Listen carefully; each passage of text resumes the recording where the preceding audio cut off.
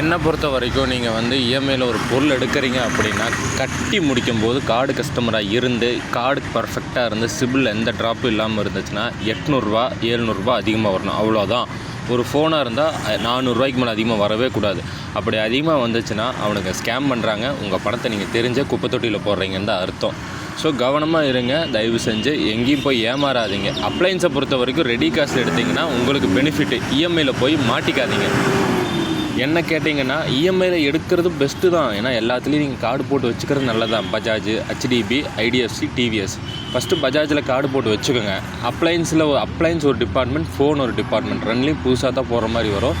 ரெண்டுலேயும் அதிகபட்சம் 10 ரூபாய்க்கு மட்டும் எடுங்க.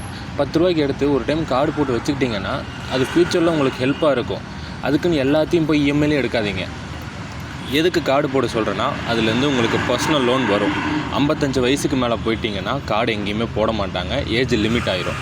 ஸோ 21 தான் ஸ்டார்டிங், 55 தான் எல்லா இஎம்ஐக்கும் starting ending card. So card போட்டு வச்சுட்டிங்கன்னா உங்களுக்கு கார்டும் ஆக்டிவில் இருக்கும். பர்சனல் லோன் தேவைப்படுறப்ப நீங்கள் போய் எடுத்துக்கலாம். ஹெச்டிபியில் போட்டு வச்சுட்டிங்கன்னாலும், ஹெச்டிபியில் போட்டிங்கன்னா இன்னொன்று என்ன ஃப்ராடுத்தனம் பண்ணுவான்னா, 4 விதமான கார்டு இருக்கும், பிளாட்டினம், சில்வர் அப்படின்னு. ஆனால் அந்த கார்டு எதுக்குமே பிரயோஜனம் கிடையாது, வேஸ்ட்டு தான் என்னை பொறுத்த வரைக்கும். ஆனால் உங்களை ஏமாற்றுவாங்க. அந்த கார்டு நார்மல் கார்டே போட்டுக்கோங்க. ஏன்னா இதெல்லாம் மெயினான ஃபினான்ஸ். நீங்கள் கார்டு போட்டு வச்சுக்கிட்டிங்கன்னா ஹெச்டிபி எல்லாம் ஃபஸ்ட்டு வந்து நீங்கள் கரெக்டாக கட்டினீங்க அப்படின்னா உங்களுக்கு 30 ரூபா லோன் தருவான். அந்த லோன் வந்து எங்கேயும் போய் என்கொயரிலாம் பண்ண மாட்டேன், டேரெக்டாக அப்ரூவல் ஆயிரும். வித்தின் செகண்டில் உங்கள் அக்கௌண்ட்டுக்கு வந்துடும். அதை கரெக்டாக கட்டினீங்கன்னா லோன் லிமிட் ஏறும். பர்சனல் லோன் ஒரு பக்கம் வரும், கார்டும் ஆக்டிவில் இருக்கும். ஏன்னா அதெல்லாம் பெரிய ஃபினான்ஸ். போட்டு வச்சுக்கிட்டிங்கன்னா உங்களுக்கு ஃப்யூச்சரில் ஹெல்ப் ஆகும். திரும்பவும் சொல்கிறேன், அப்ளைன்ஸ்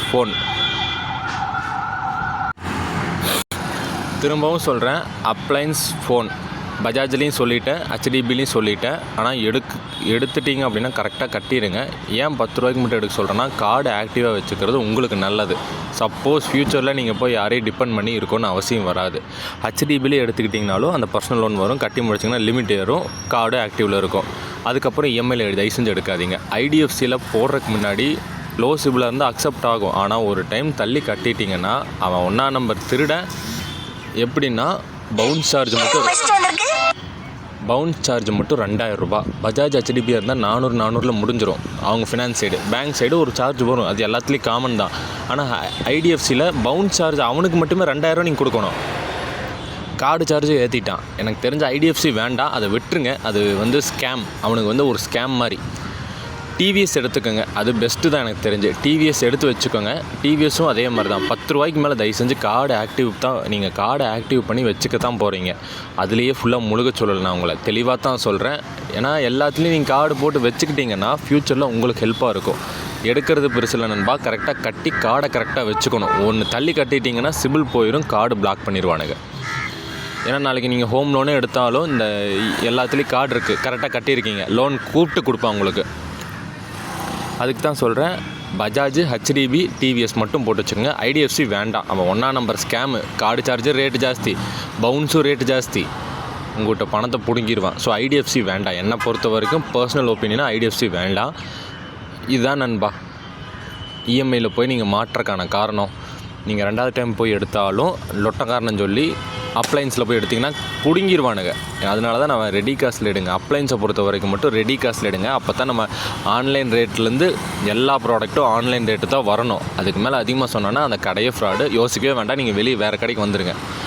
ரெடி காசில் எடுத்துகிட்டு அப்ளைன்ஸ் போய் எடுத்திங்கன்னா கண்டிப்பாக 2000 குறைக்கலாம். மொபைலாக இருந்தால் 5% போடுங்க. அந்த ஆன்லைன் ரேட்லேருந்து 700 800 குறையும். ஹையர் மாடலாக இருந்தால் 1300 குறையும். புரிஞ்சிச்சிங்களா? ஸோ தெளிவாக இருங்க நண்பா, யாரும் ஏமாறாதீங்க, எங்கே போய் ஏமாந்துடாதீங்க. கேள்வி கேளு, கண்டிப்பாக கேள்வி கேளு. இஎம்ஐயை லிஸ்ட்டில் போட்டு எழுதி வாங்கிட்டு பக்கத்து கடையில் போய் விசாரி. ஏன்னா இவன் அதிகமாக சொன்னான்னா கண்டிப்பாக அவன் கம்மியாக சொல்லுவான். ஒரே நாளில் உள்ளே போயிட்டு எடுக்கலான்னு நினைக்காத. 2 நாள் யோசிச்சுட்டு வந்து எடுக்கிறேன்னு சொல்லிட்டு வாங்க. நீங்கள் ஜஸ்ட்டு கார்டு ஆக்டிவ் பண்ணுறது தான் உங்களுக்கு ஐடியா கொடுத்தேன். ரெடி கேஷில் மட்டும்தான் எடுக்கணும். கார்டை ஒரு டைம் போட்டு வச்சுக்கணும், அவ்வளோதான். சொன்னது தெளிவாக புரிஞ்சா நண்பா? தயவு செஞ்சு இது எல்லாத்துக்கும் சொல்லி கொடுத்தா நல்லாயிருக்கும். எல்லோரும் போய் ஏமாறுறது இதுதான் காரணம். டார்லிங் மட்டும் போய் அப்ளைன்ஸ் எடுக்காதீங்க. அவன் பயங்கரமான ஸ்கேம் பண்ணிட்டு இருக்கிறான். ஹையர் பிராண்டையே புஷ் பண்ணுவான். ஏன்னா அவனுக்கு அது லாபம். அவனுக்கு லாபத்துக்காக நீங்கள் எடுத்திங்கன்னா அந்த பிராண்ட் ஒரு கோளாறு. சர்வீஸுக்கும் கடைக்கும் அலைஞ்சிக்கிட்டே தான் இருப்பீங்க. ஹையர் பிராண்டு ஒரு கோளாறு.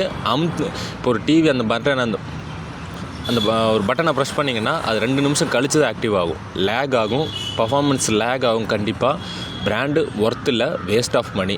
அதுக்கு நீங்கள் நல்ல பிராண்டாக எடுத்துகிட்டு போயிடலாம். இஎம்ஐயில் ஏமாறது தெளிவாக சொல்லிவிட்டேன் என்னென்னு அப்ளையன்ஸில். நெக்ஸ்ட் வீடியோவில் ஒரு இன்ட்ரெஸ்டிங்கான நியூஸ் சொல்கிறேன். எல்லாத்தையும் தெரிஞ்சு வச்சுக்கோங்க. இன்ஃபர்மேஷன் கேதர் பண்ணி தெரிஞ்சு வச்சுக்க நண்பா. பாய்.